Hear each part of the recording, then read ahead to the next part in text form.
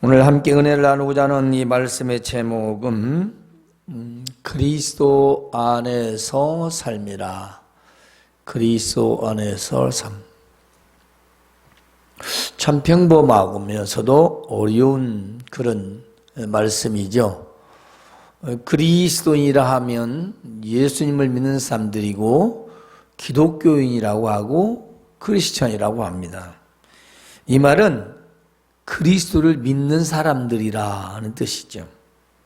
자, 예수 그리스도를 믿는 자들은 어떻게 생활을 하고 어떻게 삶을 살아가야 하는 것인가? 요즘 받은 믿는 자들도 신앙의 정체성이 이박해져 가고 있습니다. 안타까운 건데요. 그래서 지금 오늘 말씀을 이렇게 우리가 함께 듣고 전하려고 준비했습니다. 지금 세상과 나라가 우리 이 생활에서 그리고 또 가정과 일터에서 또 직장에서 신앙인들이 혼란을 겪고 있습니다. 이런 때 우리는 어떻게 살아야 하는 것인가 하는 의문, 또 믿음의 의심을 갖는 분들이 있죠. 물론 확실한 믿음을 가지고 살아가는 분들도 있습니다. 그래서 오늘 말씀은 믿는 자, 곧 예수님을 믿는 우리는 이 세상을 어떻게 살아가야 옳게 살아가는 것인가, 여기에 대한 대답이 되는 말씀입니다.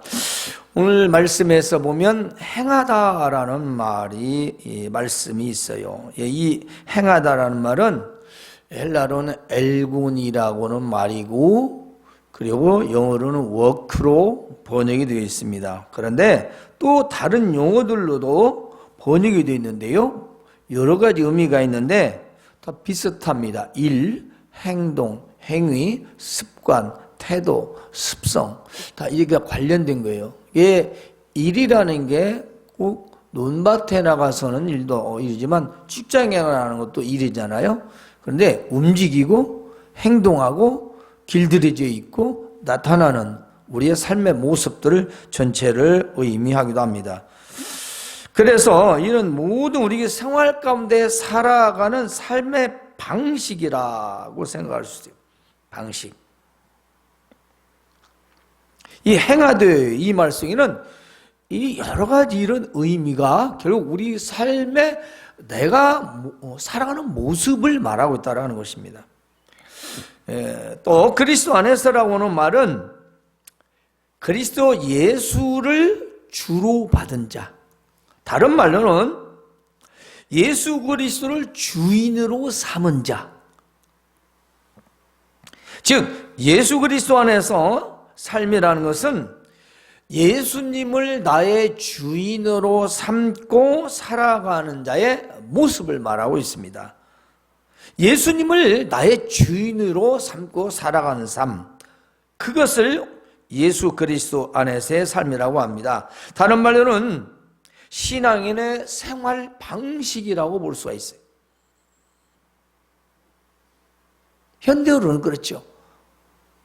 신앙인의 삶의 모습, 또 생활 방식.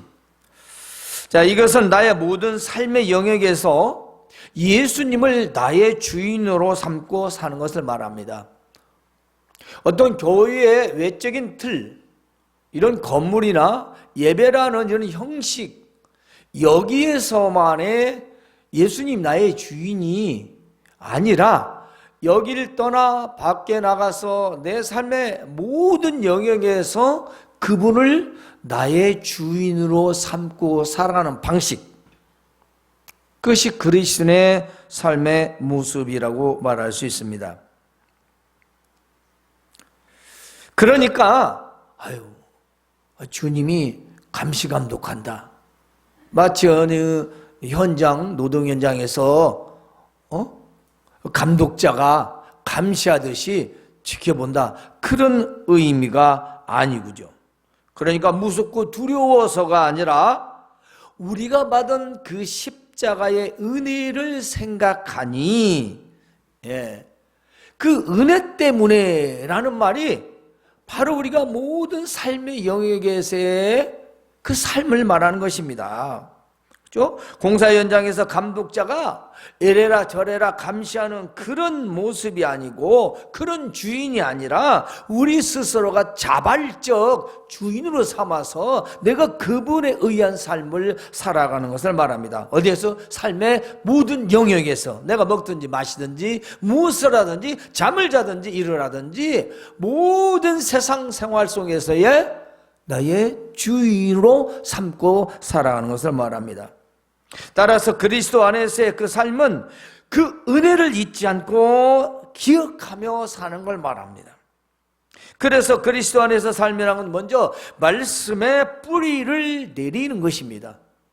말씀의 뿌리를 내리는 것. 오늘 말씀에 그 안에 뿌리를 박음습니다. 그 뿌리에 그 안에 뿌리를 박으며 습니다.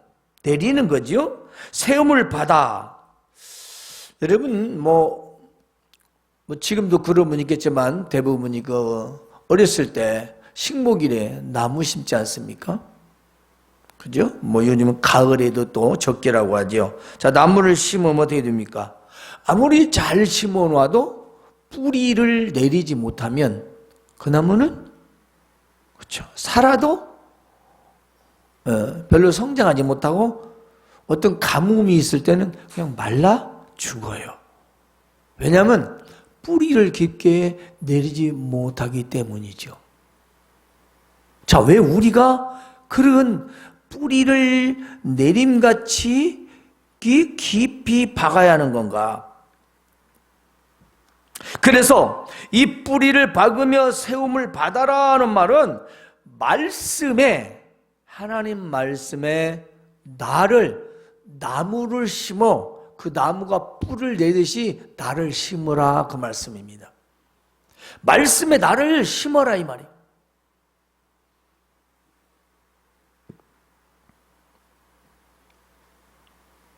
그래, 이 말은 또 무슨 말이냐? 말씀에 어떻게 나를 심는가? 예수 그리스도 안에 내가 있어야 된다는 겁니다. 그 말은 또다시 그분을 나의 주인으로 삼는다는 것이죠.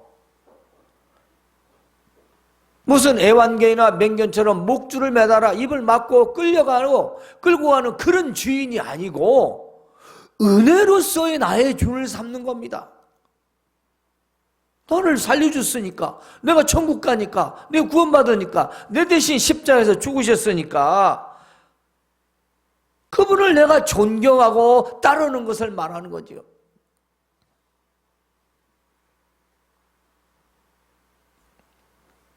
그래서 그리스도를 주인으로 삼고 예수님의 마음을 본받아 말씀 안에서 나를 세워지게 하는 것, 바로 그것이 말씀의 뿌리를 내린 것입니다. 우리 예수님이 보이지 않기 때문에 이렇게 하나님 말씀을 통해서 그분을 설명하고 그분의 행적을 말하고 그분을 믿어야 할 이유를 말하고 듣는 것처럼 그 말씀들에 대한 모든 것들에 나를 아예 포함시킨 게 아니라 심어서 뿌리를 내려서 흔들림이 없게 하라는 것입니다. 지금 우리는 믿음이 흔들리고 신앙이 뿌리째 흔들리는 세상에 살고 있습니다.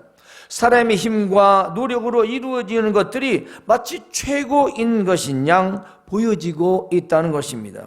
과학과 의학이 발달했죠? 우리의 생각을 충족시킬 수 있다고 착각하는 분들이 많습니다. 우리는 하늘에서 일어난 현상, 땅에서 일어난 일들을 감히 짐작도 못합니다.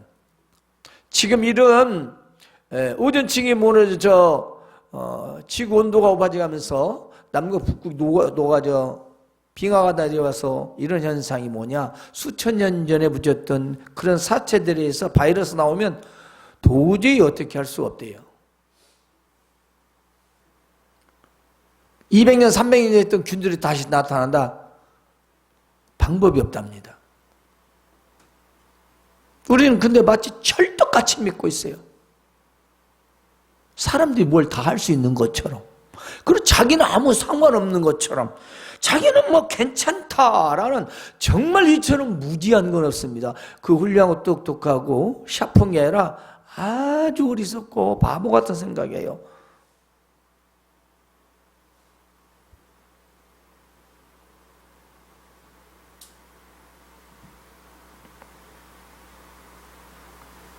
따라서 물질의 힘으로 인생의 파라다이스를 꿈꾸는 자들, 그렇습니다. 바로 이런 것 때문에 눈에 보이는 것으로 모든 걸 만족시킬 수 있다라고 생각이 있기 때문입니다. 세상에서의 좋은 집, 좋은 자동차, 그리고 먹고 마시고 놀고 즐기고 누리는 이런 것들이 인생의 목적이기 때문에 사람들은 신앙을 싫어해요. 믿음을 싫어해요. 뭔가 속박을 받는 것처럼 생각해요. 그래서 하나님 말씀에 뿌리를 내리는 게 아니라 저 세상의 즐거움에 우락에 세상 목적에 뿌리를 깊이 내리고 있는 거죠. 믿음이 흔들리지 말아야 하는데 그 세상의 목적이 흔들리질 않아요. 돈을 버는 것도, 일을 하는 것도, 사람을 만나는 것도 목적이 뭐예요? 자기 인생의 자기 삶을 위해서, 삶의 영화를 위해서, 육신적 영화를 위해서. 때문에 그리스도 안에서 삶이란 하나님 말씀에 뿌리를 내리는 겁니다. 우리가 이런 세상에서 믿음이 흔들리지 않으려면 말씀 안에 뿌리를 내리고 세우지 않은데요, 바로 예수 그리스도 안에서는 말씀 안에서 뿌리를 내리고 사는 자들을 말합니다. 자, 예수님 우리가 세상에서 겪게 할 모든 시험을 당하시는데요, 바로 마귀에게 당하셨지만 우리가 알다시피 말씀으로 이기셨지 않습니까? 자, 이 우리가 시험을 세 가지를 간단하게 한번 살펴볼까요? 예수님이 40일을 금식했습니다. 근데 마귀에게 시험을 당하셨어요. 그 첫 번째 시험이 뭡니까? 네가 하나님의 아들이라면 이 돌들이 떡덩이 되게 해서 너 먹어라. 지금 배고픈 사람에게 먹지 못한 사람, 금식한 후에 가장 중요한 게 뭐겠어요? 먹고 싶은 거 아니에요. 배고픈데 먹는 것보다 더 좋은 거겠어요. 근데 만일 네가 진짜 하나님의 아들이라면 돌을 떡덩이 만들어 먹으면 되잖아. 예수님은 이렇게 말씀하십니다. 사람이 떡으로만 살 것이 아니요 하나님의 입으로 나오는 모든 말씀으로 말미암아 살 것이라. 자, 두 번째 뭐죠? 두 번째는 거룩한 성전 꼭대기에 세우고 하는 말이 네가 만약 하나님의 아들이라면 뛰어내리라. 성경에 기록된 대로 하나님의 아들이라면 천사를 보내서 너를 다치지 않게, 너의 다리를 돌에 부닥치지 않게 할 거 아니냐, 이렇게 말합니다. 하나님의 아들이라면, 하나님의 아들이니까 당연히 천사가 다치지 않게 해 주겠죠. 너무 맞는 말이에요. 그래 또 이렇게 말씀하십니다. 기록된 대로, 자, 주 너희 하나님을 시험하지 말라. 그렇게 기록되었느냐? 그러면 나도 기록된 대로 말하는데 너 주 너희 하나님을 그렇게 시험하지 말라. 세 번째, 마귀가 지극히 높은 산에 올라가서 세상의 모든 만국 영화를 다 보여줍니다. 세상에 있는 모든 영광, 영화를 다 보여주면서 여기서 내게 절하면 내가 이 세상 모든 영광을 다 주겠다. 네가 누구냐? 하나님의 아들이냐? 그런데 저 세상 영광 보이지? 저거 내가 줄게. 나한테 불 꿇어. 너 예수님 믿는 사람 맞아? 그래도 나 따라와. 세상의 모든 거 다 줄게. 내가 시킨 대로 해. 괜찮아. 다른 사람 다 그렇게 해.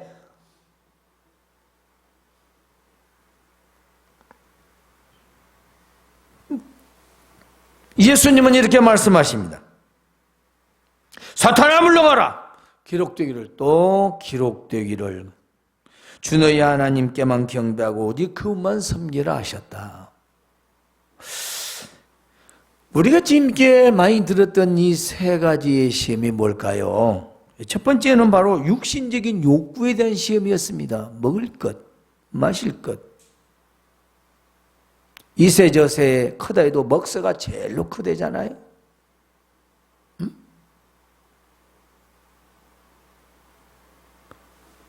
우리가 먹고 사는 것보다 더 중요한 건 세상에 없어요? 먹어야죠. 예수님도 일용할 양식을 구하라고 했잖아. 이 먹는 거, 배고픈 사람에게 먹는 것처럼 중요한 건 없어. 목숨입니다. 음식은 목숨이에요. 이건 목숨에 대한 테스트예요. 그렇습니다. 금식 후에 배가 고파서 있는데 그걸 이용해서 육신을 가진 예수님을 시험한 겁니다. 즉 예수님의 그 약한 부분을, 육신의 그 몸을 시험해서 자신의 말을 듣게 하도록 테스트를 한 거죠. 여러분 어떤 생각이 드십니까? 우리도 마찬가지예요. 내가 배고프고 허덕이고 내가 좀 경제적으로 어렵고 힘들면 무엇부터 떨어져요? 하나님께 드리는 것부터 딱딱 자릅니다. 참 요상해요. 하나님 것이라는데, 하나님께 왔다는데 하나님 것부터 잘라. 그리고 바빠서 일 못이요? 그러면 내 일을 줄이는 게 아니라 교회 일부터 줄여. 다 바빠. 뭐가 거꾸로 된 거 아니에요? 좀 이상하지 않아요? 예수님 나의 주인이라며, 뭐 나를 살려주신 은혜가 있다고, 나를 천국게 해줬다며. 근데 이게 육신에 배고프고 힘들고 어려우면 주의 일부터 끊고 주의 것부터 잘라버리는 정말 이상한, 알 수 없는, 그게 혹시 지금 마귀가 속삭인다는 생각은 전혀 하지 않죠. 야, 너 지금 배고픈데 뭔 소리야? 너 굳게 생겼어.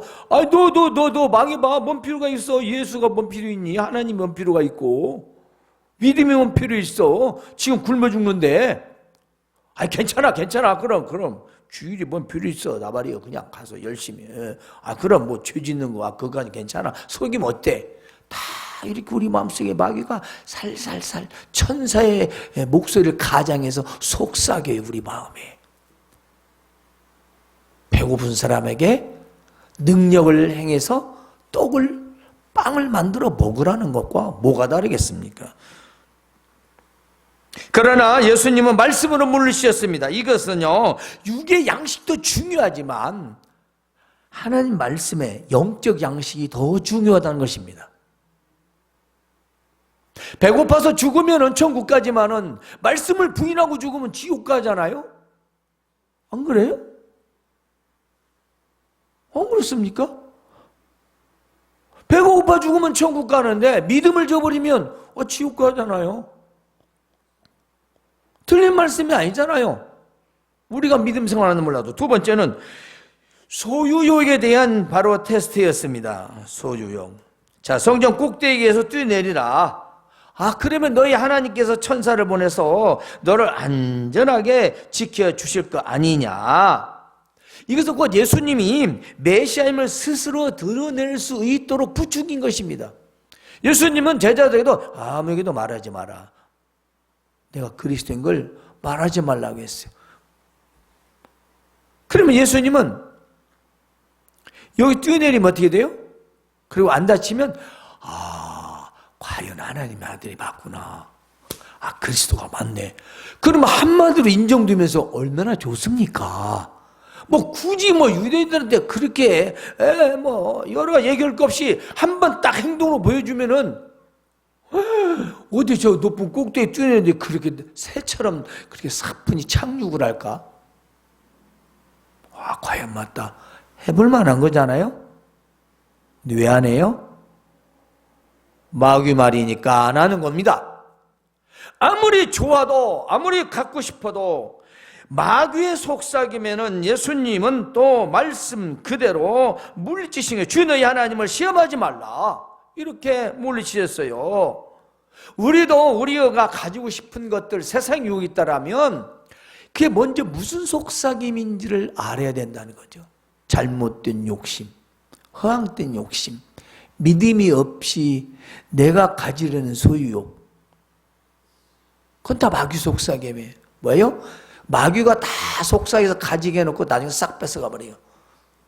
제가 그거 잘한다고 했잖아요. 마귀가 다 속삭여서 많이 얻게 한 방에 싹 날려버리는 거예요. 간단해요. 시간으로는 0.1초면 돼요. 우리는 그 마귀 속삭임에 녹아면 안 돼요. 때문에 하나님 말씀에 우리가 굳게 서야 한다는 것입니다. 말씀에 뿌리를 내려야 되는 겁니다. 세 번째로는요, 바로 권세욕에 대한 시험이었어요. 천하만국과 그 영광을 다 보여주며 내 곁들여 경배하면 내가 이거 다 주겠다. 그렇게 안 해도 예수님 거예요. 그런데 예수님이 육신이 있잖아요. 신성과 인성, 사람의 마음, 우리와 똑같은 성정을 가지셨기 때문에 유혹을 받을 수가 있어요. 그렇습니다. 마귀에게 굴복하면 눈앞에 보이는 세상의 모든 영광을 다 주겠다는 거예요. 너 지금 나한테 구르면 딱 구르면 세상의 모든 영광을 다 주겠다. 눈 한 번만 딱 감아라 이거죠. 그렇습니다. 눈 한 번만 딱 감어. 뭐 우리 청년들에겐 잘 안 어울리는 말이지만 뭐 어른들은 많이 사용하죠. 눈 한 번 딱 감자는 게 뭐예요? 한 번 속아주고 한 번 속에 넘어가고 엄듯 죄도 모든 것도 다 있는 것을 없는 것을 못 본 척 한다. 그게 뭐예요? 뭐 내가 뭐 교회 다녀도 까지가 이거 한 번 눈 감다 누가 다 알아? 몰라 아무도 안 알아. 너 혼자 있는데 뭐 알겠어? 뭐요? 죄. 그거 한 번 딱 한 번.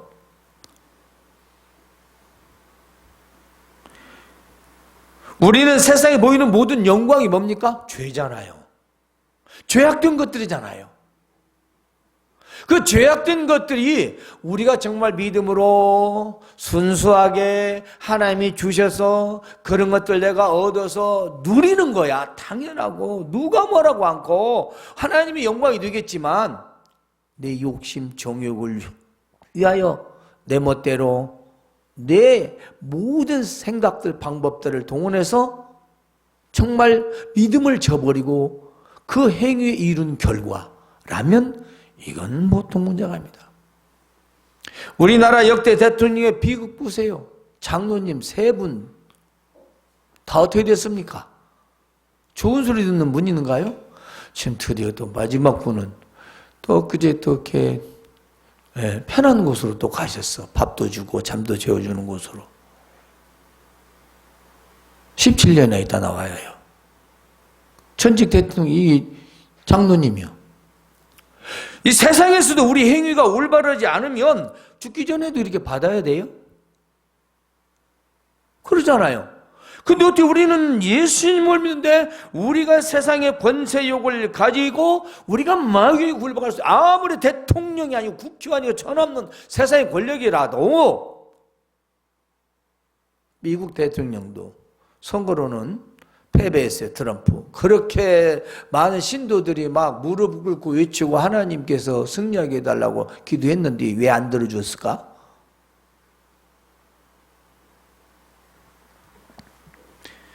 우리는 어떤 무엇인지 위해서 마귀에게 굴복하면 안 된다는 것입니다. 어떤 것이라도, 그것이 어떤 영광이라도 아무리 좋아도 이것이 마귀를 좋게 하는 거다라면 해서는 안 돼요.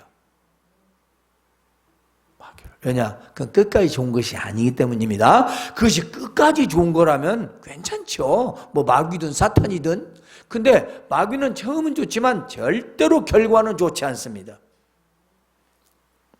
이 말씀은 예수님이 하나님의 아들인 것을 이용해서 마귀가 자신의 말을 듣도록 시험한 거예요. 우리는 그걸 꼭 기억해야 합니다. 따라서 우리는 예수님을 믿기 때문에 우리가 당하는 동일한 시험들을 말씀으로 이길 수 있다는 것입니다. 때문에 말씀에 뿌리를 내리라는 것입니다. 두 번째로는요, 교훈받은 대로 믿음에 굳게 서라는 것입니다.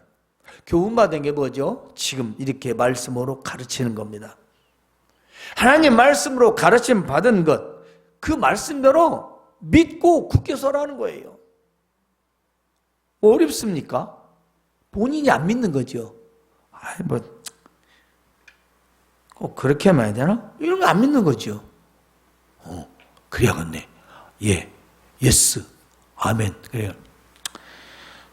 뭐 다들 그렇게 믿다 보면 뭐 어쩔 수 없이 주일날인 게 앉아 있는 거지. 그거 안 믿는 거예요. 믿음에 서 있는 게 아니라 불신에 서 있는 거예요. 아까 좀 반대 현상이 나는 거예요. 반대 현상. 신앙의 가뭄, 삶의 가뭄이면 말라, 비틀어져. 그 말은요, 비가 많이 올 때는 조금 살아난 데다가 비가 싹 안 오면 바로 말라 비틀리는 그런 뿌리 얕은 나무나 뿔과 똑같다. 그 말이에요. 뿌리가 없으니까. 그래서 하나님 말씀 받은 대로, 가르침대로 그 말씀을 믿고 굳게 서라는 것입니다. 이것은 예수님의 가르침과 교훈을 마음에 새기고 그 믿음으로 굳게 서라는 것입니다. 예수님의 명령과 가르침, 교훈을 받은 그대로 믿고 따르라는 것입니다. 예수님은 몇 가지 아주 중요한 사실을 말씀하셨어요. 내 마음과 뜻과 정성을 다하여 주 너희 하나님을 사랑하라.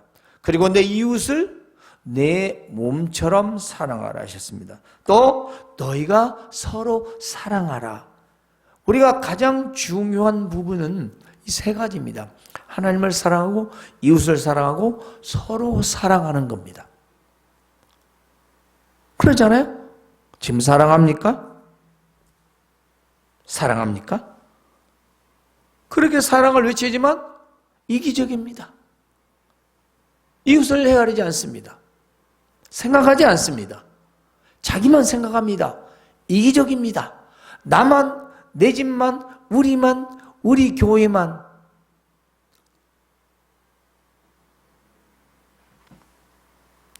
요한복음 15장 7절에 너희가 내 안에 거하고 내 말이 너희 안에 거하면 무엇이든지 원하는 대로 구하라. 그러면 주겠다. 이보다 더 좋은 또 말씀이 어디 있습니까? 믿고 구하래요. 근데 믿고 구하는데 내 안에, 그리스도 안에서, 이 말은 하나님의 말씀에 뿌리를 내리고 예수님 나의 주인으로 삼고 구하라는 거예요. 그럼 다 주겠다는 겁니다. 여러분은 그런 거 몰라요? 나한테 진짜로 말하는 건지 형식적으로 말하는 건지 여러분들 다 알잖아요. 스스로. 야, 너 입에 붙은 말로 하지 마. 내 입 서비스냐? 다 알아요. 말만 웃고 그냥 말지. 그러면 우리 하나님은 모르시겠습니까? 야, 너 입 서비스만 그러지 마. 너 진짜 나 믿어? 너 나 진짜 주인으로 삼는 거야? 여러분도 알다시피 왜 우리 주님도 모르겠습니까? 그냥 기도가 안 이루어지는 거죠. 안 이루어져. 그리고 또 구하지 말할 걸 구하고, 주어서는 안 될 것을 구하기 때문에 안 주는 것도 있지만, 우리가 그냥 편하게 생각하면 우리 기도의 목적을 두고 대상을 생각하면 그러잖아요. 여러분도 진짜로 말하는 건지 가짜로 말하는 건지 아는데 하나님께서 그걸 모르시겠냐고. 다 아시죠. 우리 주님도 아시고 왜 모르시겠어요? 너 내 이름만 파노만. 응? 그래서 내 안에 거해가고 나를 주인으로 삼았으면 나한테 구해라. 그럼 내 이름 그럼 다 주겠다. 예수님 또한 아버지께서 주실 거라 말씀하셨습니다. 자, 요한복음 15장 14절에는 너희는 내가 명하는 대로 하면 내 친구라. 명한다는 건 예수님이 말씀하신 걸 가르친 대로 행하면 예수님과 프렌드, 벗이 된다는 겁니다. 이건 있을 수 없는 일이죠. 하나님 아들과의 벗, 친구.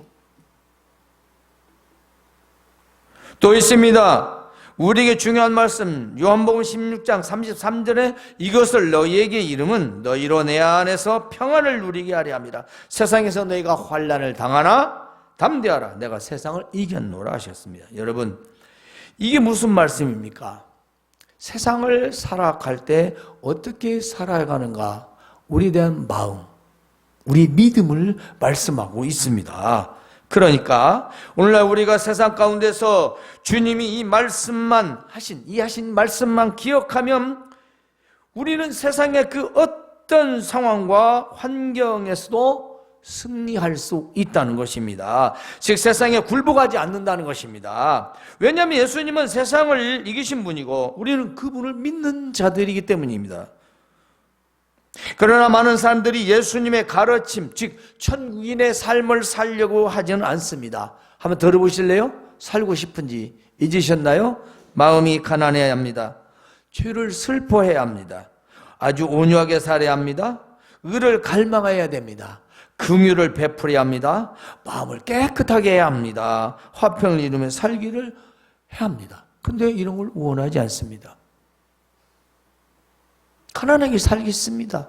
베풀기, 나도 먹고 살기 바빠 죽은데 이번에 차가 2000cc니까 내년은 3000cc 사야 되고 아파트가 20평이니까 30평 옮겨가야 되고 그러면 단독주택 가서 100평은 지어야 되고 자꾸 이렇게 외제차 이쪽으로 향하는데 남에게 베풀고 뭐 긍휼, 그게 뭐 무슨 구제, 봉사, 헌신, 화가 나 미치겠는데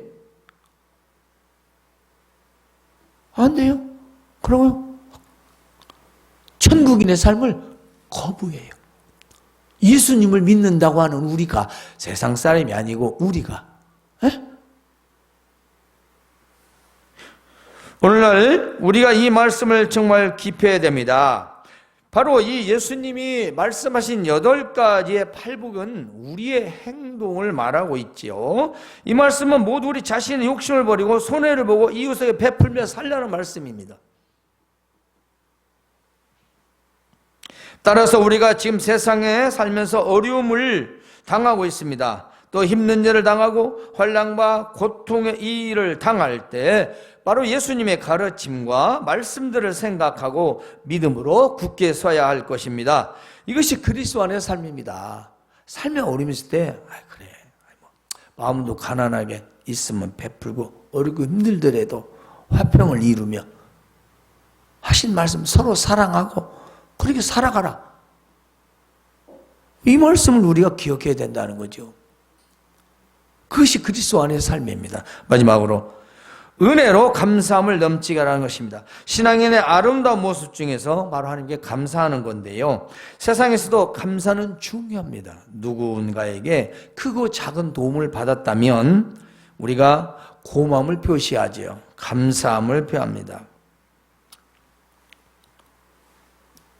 이걸 우리는 아름다운 모습이라고 합니다. 그죠? 물론 형식적인 거 듣죠. 그런데 가끔 은혜를 모르는 자가 또 배은망덕한 사람도 있어요. 자, 그리스도 안에서 감사는 예수님을 믿음으로 살아가는 모든 것에 대한 감사입니다. 내가 예수님 믿기 때문에 감사하다는 건 다른 이유가 없어요. 예수님 믿기 때문에 감사한 겁니다. 그리고 예수님 믿는 사람으로 살아가는 것이 감사하다 그거예요. 뭐가 잘 되고 잘못되고 뭐 일이 뭐 되고 안 되고 이 차원이 아니에요. 그 차원이면 안 돼요. 훨씬 더 높습니다. 감사는 이처럼 어떤 우리 마음속에 고마움이나 감사를 느낄 때 할 수 있죠. 그걸 느끼지 못하면 못합니다. 아니, 안 합니다. 느끼고 안 하면 그건 악한 거죠. 하더라도 억지로 체면상 하면 어떻게 됩니까? 안 되죠. 우리가 하나님 앞에 체면적으로 형식적으로 그렇게 감사를 표현할 수는 없는 것입니다. 여러분, 그리스도의 은혜를 모르면 감사는 할 수가 없습니다. 따라서 감사를 한다는 것은 내 생활 속에서 그리스도의 은혜를 알고 생각하며 산다는 것입니다. 늘 하나님의 은혜를 아는 거죠. 구원의 은혜를. 그리스도 안에서 감사란 이처럼 우리가 모든 것에 대한 하나님께 대한 감사입니다. 그래서 우리가 이 감사를 또 할 때 오늘 말씀 넘치게 하라겠습니다. 이 넘친다라는 뜻이 뭘까요? 이 넘치게 한다는 것은 그 은혜를 알고 억지나 인색하지 않고 자원적 자발적인 감사를 말합니다. 그래서 하나님 앞에 아낌없이 마음을 다하는 거죠. 넘치기라는 말이 많다라는 뜻도 있지만 아낌없다란 것이죠. 이 아낌없다라는 마음이고요. 마음이 먼저 우선이고 그 다음에 물질인 거예요.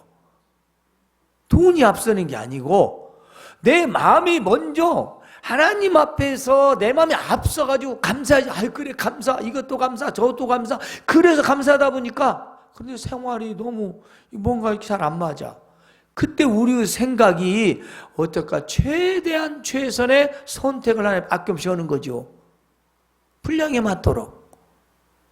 그런데 그 은혜에 감사가 없다 보니까 계산부터 하는 거죠.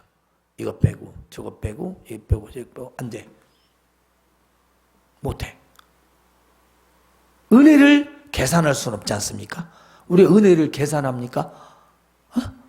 하나님 은혜를 어떻게 주판으로 두드려요? 그럴 수 없어요. 그래서 넘치게 한다는 건 어떤 액수를 말하는 게 아니라 우리의 마음을 말하고 있습니다. 마음이 넘쳐야 뭐가 넘치죠?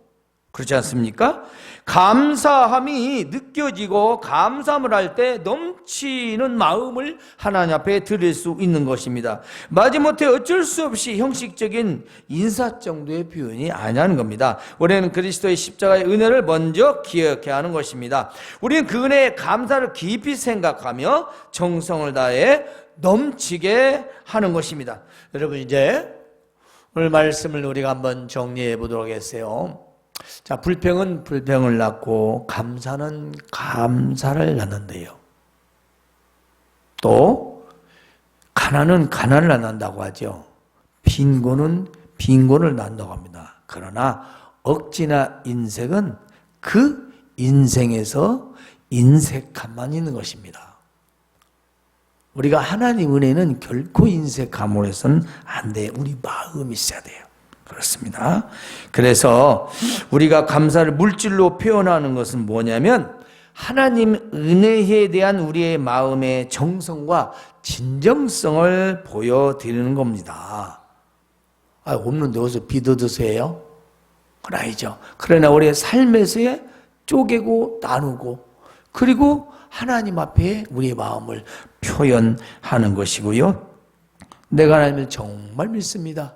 그래서 진정성을 보여드리는 겁니다. 따라서 중요한 것은 내가 무엇이 감사하고 얼마나 감사한지를 내 스스로 알아야 된다는 것입니다. 이것이 곧 은혜를 아는 겁니다. 은혜를 알고 감사하는 자만이 넘치게 할 수 있는 것입니다. 우리가 이 마지막 부분에서 넘치게 다음 주일이 추수감사의 주일입니다. 다음 주일이요. 전 세계가 다 셋째 주입니다.